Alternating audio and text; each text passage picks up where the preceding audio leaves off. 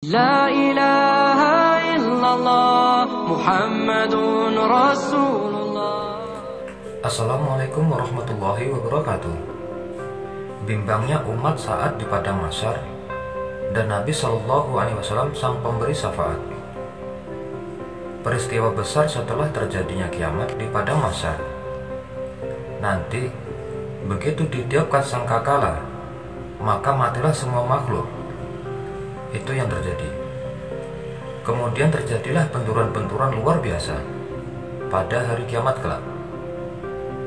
Dan banyak dalam ayat-ayat Al-Quran yang lain menyebutkan, maka planet-planet akan bertabrakan dan seterusnya. Kemudian pada saat itu manusia akan dibangkitkan dengan tiupan sangkakala yang kedua. Dan turunlah hujan gerimis, lalu membuat mereka bangkit.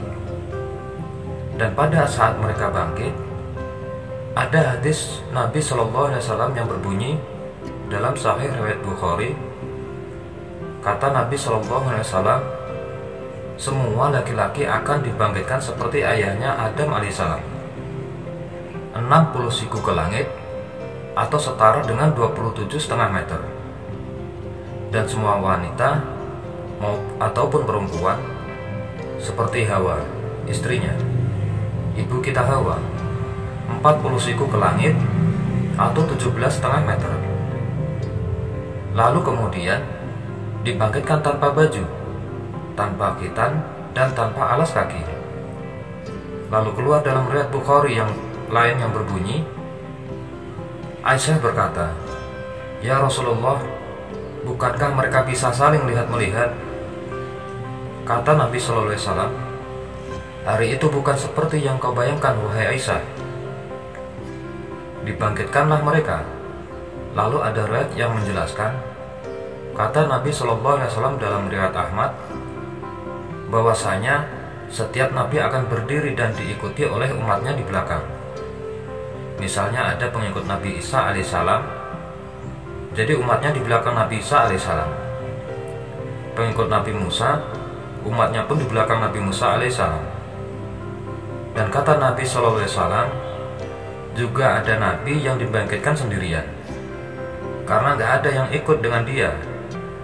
Dalam riwayat yang sahih, riwayat Hakim yang berbunyi, kata Nabi Shallallahu Alaihi Wasallam, ketika ditanya jumlah para Nabi, beliau mengatakan, jumlah para Nabi adalah 124.000, dan di antaranya adalah 313 Rasul.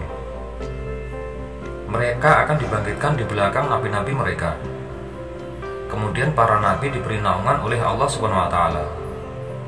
Lalu manusia akan tenggelam sesuai kadar keringatnya masing-masing.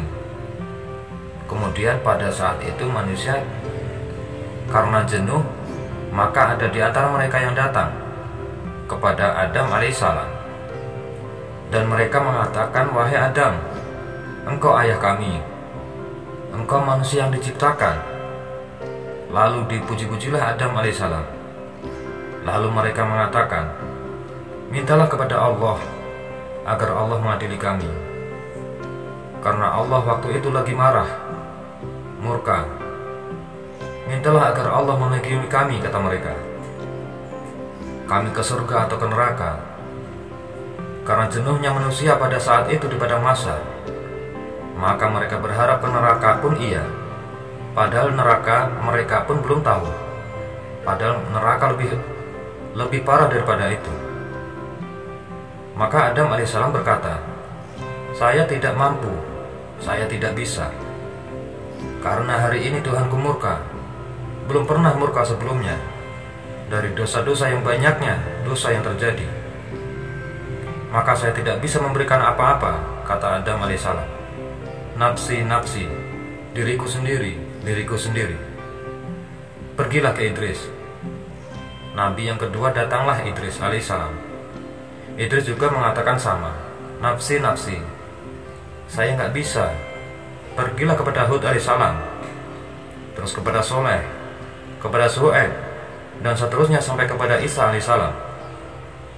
Dan hampir semua nabi menyebutkan kesalahan yang terjadi.